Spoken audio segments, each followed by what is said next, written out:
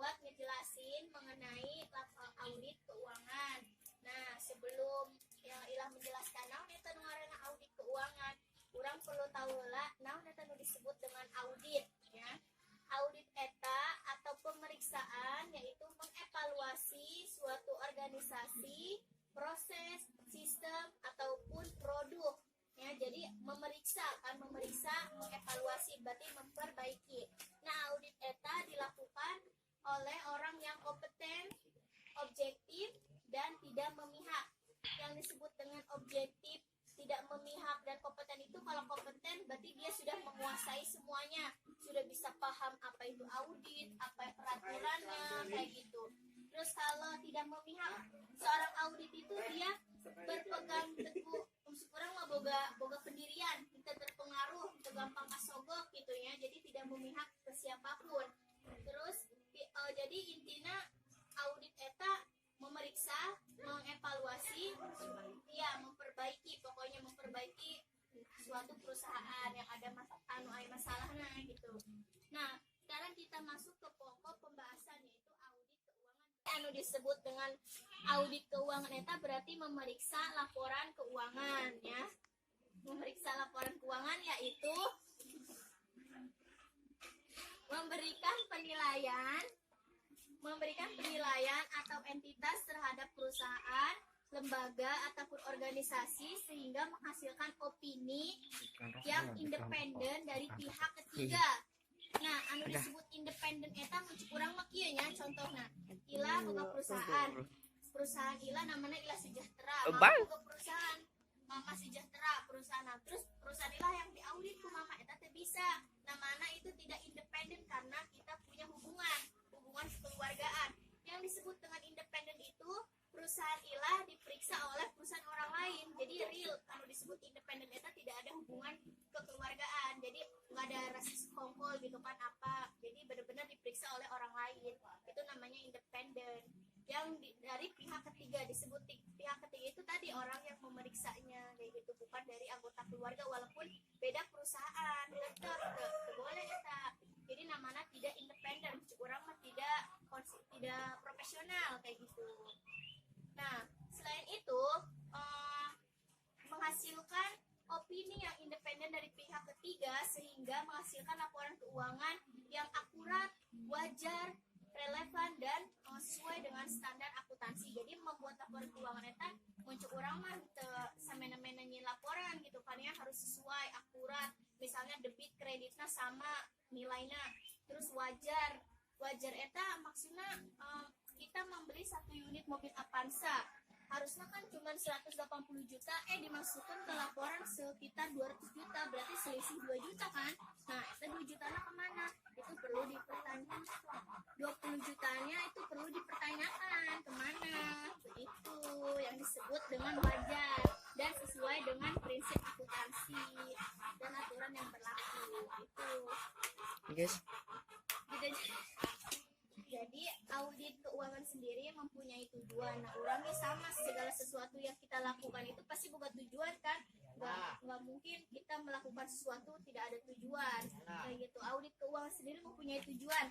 Tujuannya yaitu memberikan keyakinan pada suatu perusahaan bahwa laporan keuangan itu sesuai aja prinsip akuntansi. Jadi Ilah boga perusahaan, laporan keuangan Ilah mang ya hendak dilaporkan kan gitu kan. Soalnya takut laporan keuangan yang Ilah buat itu harus sesuai dengan standar akuntansi, makanya memanggil seorang auditor untuk memeriksa laporan keuangan perusahaan Ilah apakah sudah sesuai dengan prinsip akuntansi apa belum gitu.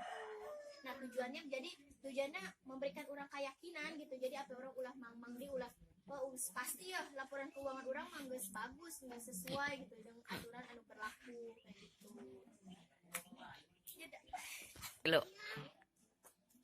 Nah, audit keuangan sendiri dia mempunyai beberapa tahapan yang disebut dengan tahapan itu. Jadi seorang audit eta punya aturan gitu. Kalau mau masuk ke perusahaan itu harus kayak gimana?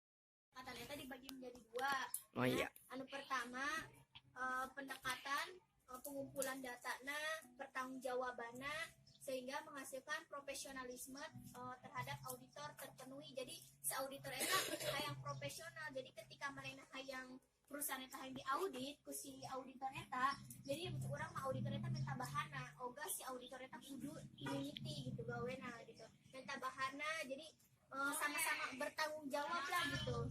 Bertanggung jawab. Jadi lain si auditor ben tanggung jawab tina laporannya, tapi perusahaan itu ikut bertanggung jawab gitu kan. Pihak ikut bertanggung jawab ya. Jadi sehingga menghasilkan profesionalisme. Jadi si auditornya merasa profesional kan pekerjaannya. Anu kedua dari biaya dan setiap hal yang kita lakukan pasti ada yang namanya orang menegosiasi lah, negosiasi eta tadi biaya eta anu disebut biaya misalkan biaya transportasi nah karena tadi itu kan yang informasi gitu, terus biaya sampai kesepakatan minat sabaraha di sampai sekarang kita masuk sesi tanya jawab. Ati boleh mama, Teh Siti mau nanya boleh? Api nggak segera nanya. Segera nanya, Ti.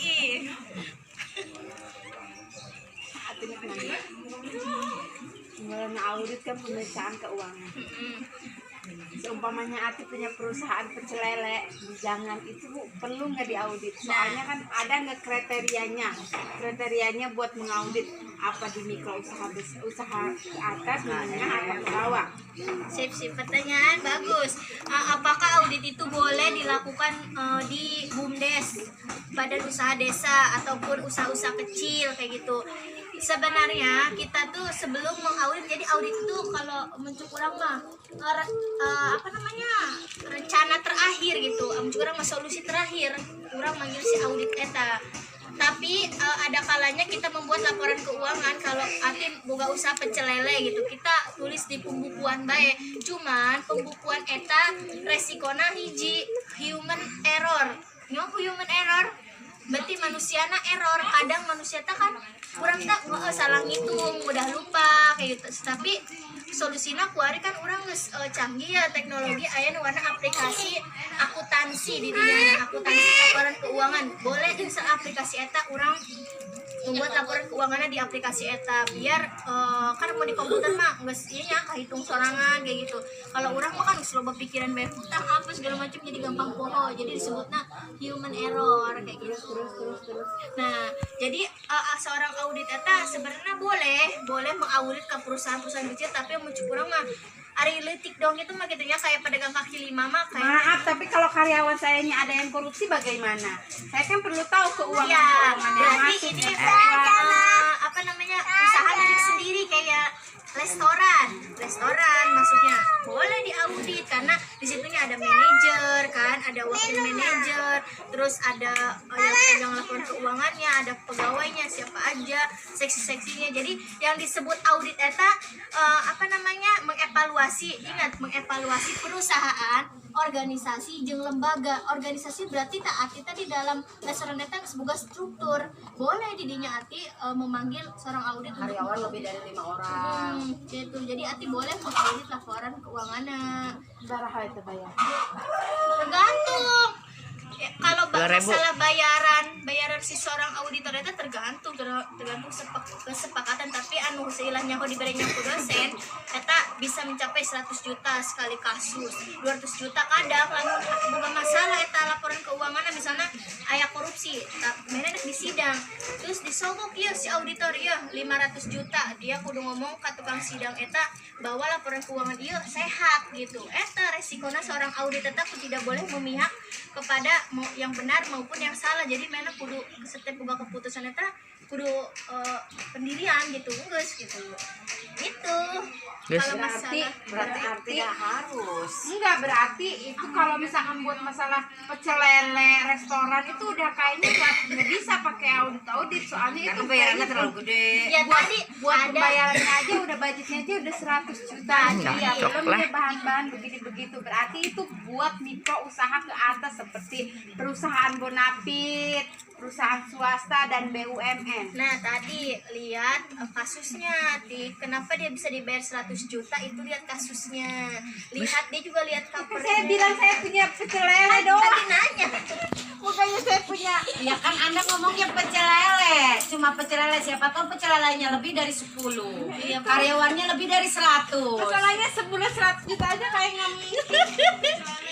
Nggak Ya, sih. jadi pokoknya bayarannya itu sekitar segitulah gitu seorang audit. Tapi kan seorang auditnya neuleuh pernah heula, oh ya ini perusahaan kecil tapi mana minta tolong kayak gitu. Jadi kayak contohnya Dokter Besing anu hayang jadi dokter, eta kan cara jadi dokter kan dilantik aya sumpahna. Jadi tidak boleh milih-milih mencek urang mah pasien mana anu enak bakal diubaran kayak gitu kan. Kucing. Teu milih-milih. Sama auditor ge sama. Jadi teu milih-milih perusahaan kecil, perusahaan besar gitu.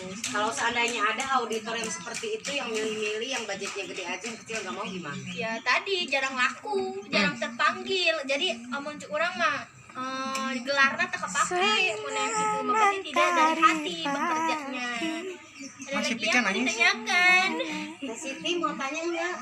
Tidak ada lah. Udah.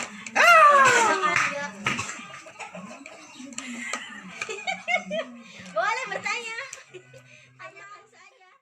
Cukup sekian, kurang lebihnya mohon maaf. Tapi sebelumnya Mama, Ila, Ati, Teh Siti izin video ini mau di share ke YouTube, mau di posting ke YouTube, boleh kan?